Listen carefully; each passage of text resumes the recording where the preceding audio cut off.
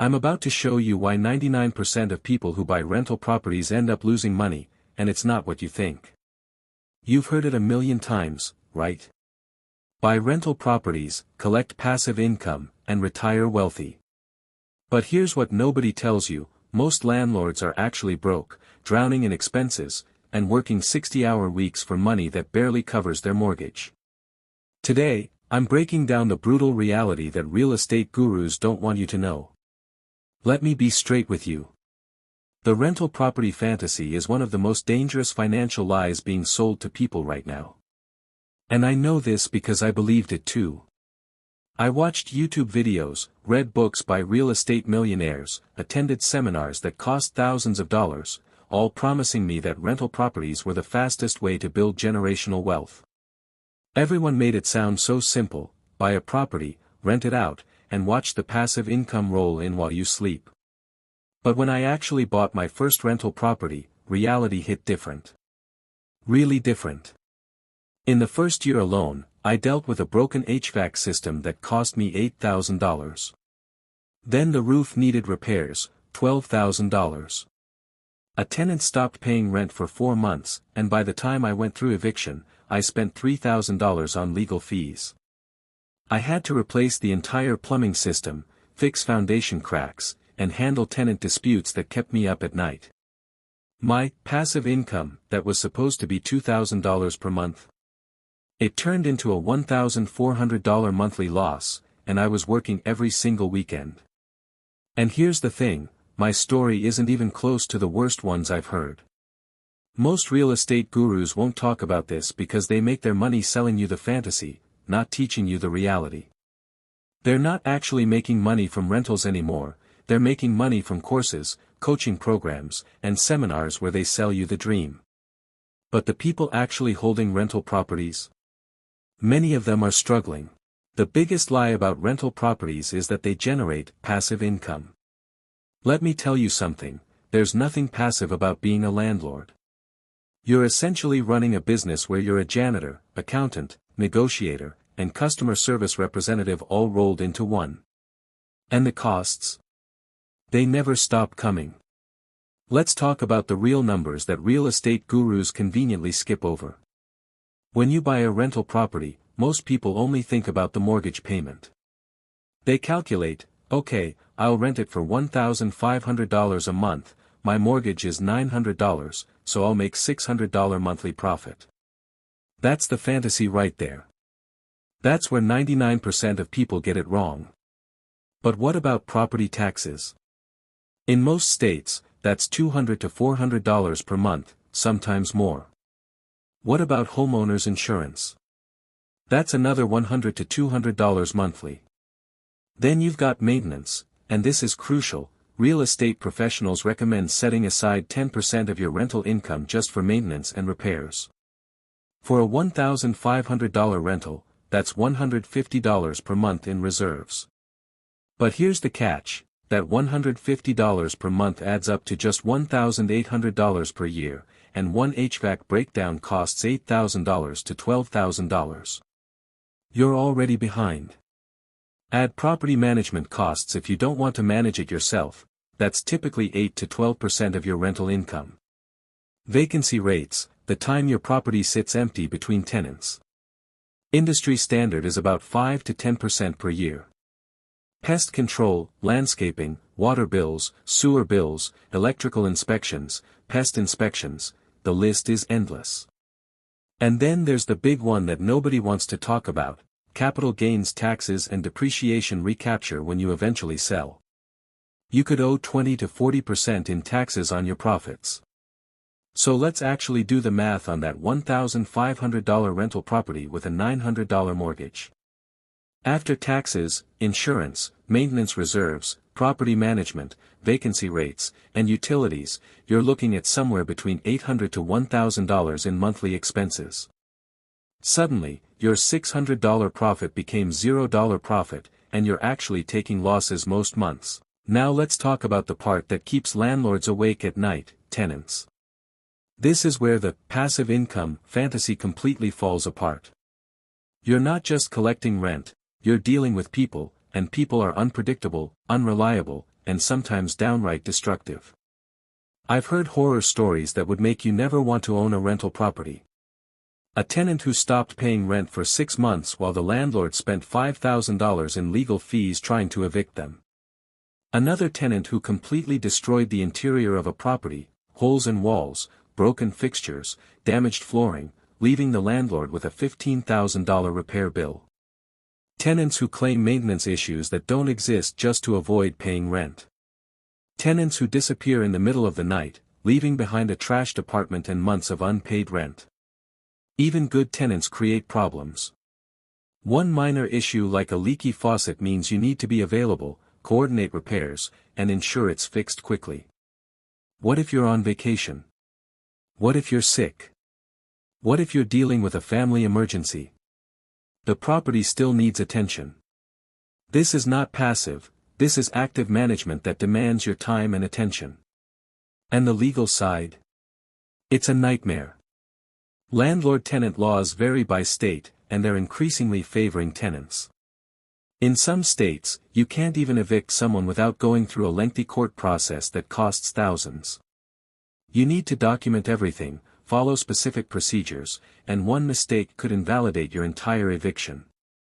Meanwhile, the tenant isn't paying rent, you're paying the mortgage, and your passive income is bleeding money every single day. Here's something real estate gurus love to talk about: leverage. Use other people's money to buy properties, they say. Put down 20%, finance the rest, and watch your returns multiply. It sounds smart on a spreadsheet, but in reality, leverage is a double-edged sword that cuts most people. Let me explain how this works. You find a $300,000 rental property. You put down $60,000 and finance $240,000 at 7% interest over 30 years. Your mortgage payment is roughly $1,600 per month. Now, the rent you're getting is $1,800 per month. That seems like a $200 profit, right? Wrong. You still have taxes, insurance, maintenance, vacancy rates, and property management. After all that, you're probably losing $400 to $600 monthly. But here's the real danger: you're leveraged. You're responsible for that $240,000 debt regardless of whether the property makes money or not. If the market crashes, you're underwater. If you can't find tenants, you're still paying the mortgage. If a tenant stops paying and the eviction takes 6 months, guess who's covering the mortgage? You are. The bank doesn't care about your problems, they want their $1,600 every single month. And what if you need to sell? Let's say you bought that property for $300,000 and 5 years later it's only worth $280,000 due to market downturn or neighborhood decline. You still owe $230,000 on the mortgage. You're selling at a loss while having spent tens of thousands in expenses over those years. That leverage that was supposed to multiply your returns, it multiplied your losses instead. Most people don't account for this risk when they're buying multiple properties. They get excited, leverage themselves to the maximum, and suddenly they own 5 properties with $1 million in debt. One market correction, one recession, one major unexpected expense, and the whole thing collapses. Let me ask you something that nobody talks about: what could you do with that $60,000 down payment instead of buying a rental property? This is called opportunity cost, and it's the biggest hidden expense of real estate investing. That $60,000 could go into index funds, which historically return 10% annually with zero work. That's $6,000 per year, completely passive, no tenant drama, no repairs, no evictions. Over 10 years, that money compounds to over $155,000. But most rental property owners are making negative returns while working weekends managing their property.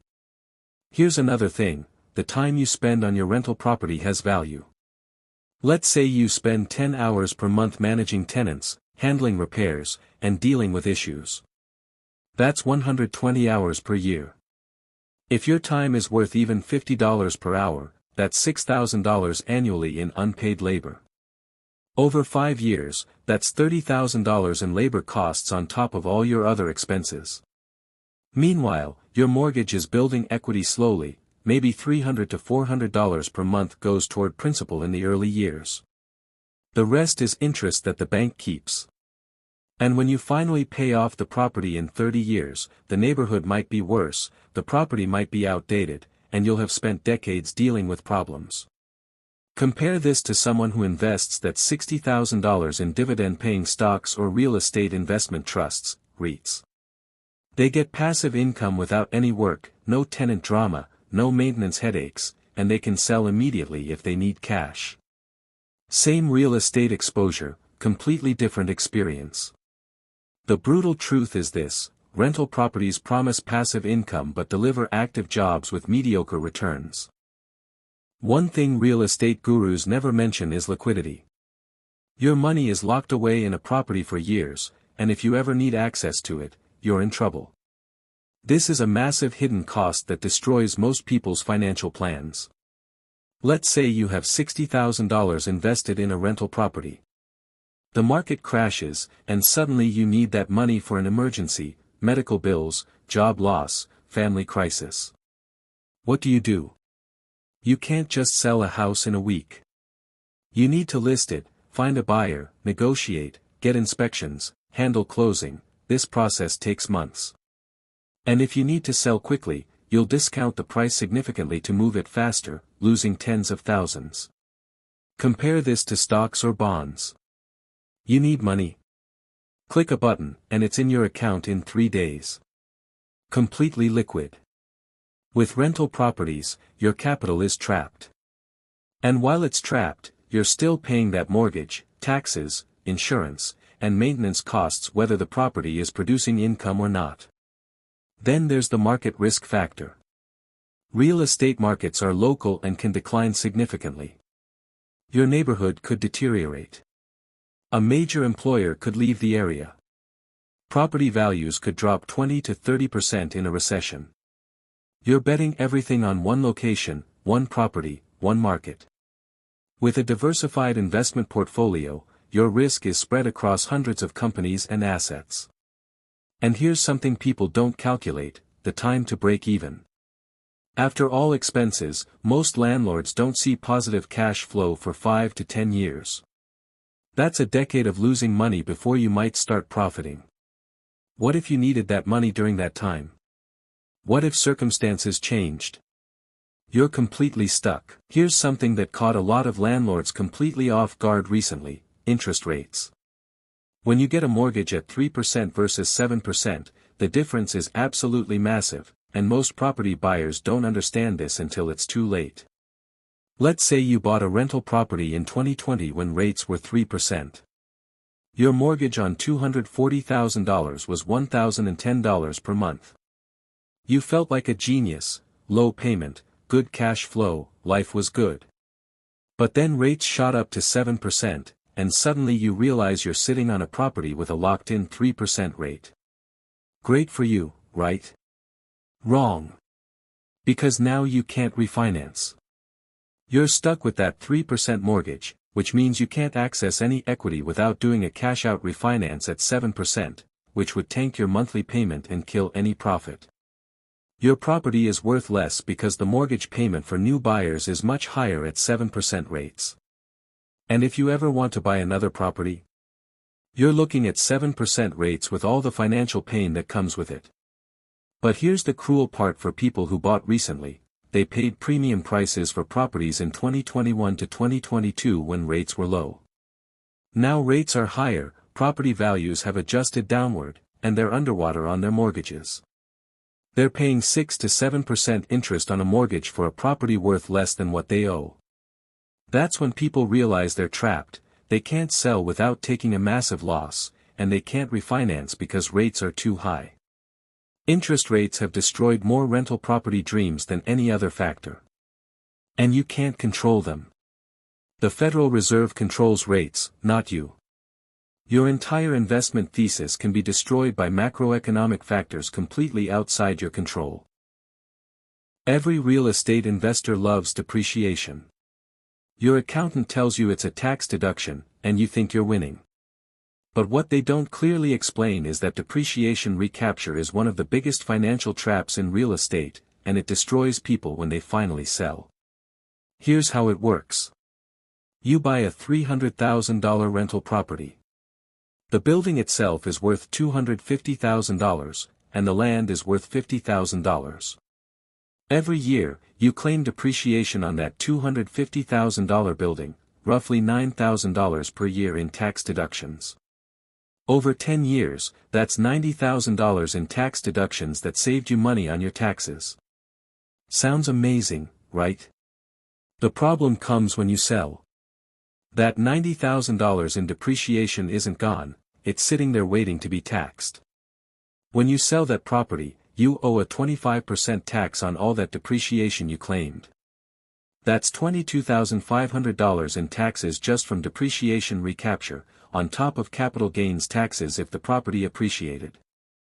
So let's say you sell that property for $350,000, a $50,000 gain. You think you made $50,000, but actually you owe, capital gains tax, 20%, on $50,000 plus 25% recapture tax on $90,000. That's easily $30,000 to $35,000 in taxes. Your $50,000 profit just became a $15,000 to $20,000 profit.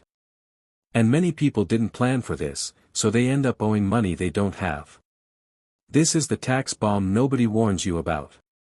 The IRS lets you depreciate properties to reduce your taxes, but they always collect it back when you sell.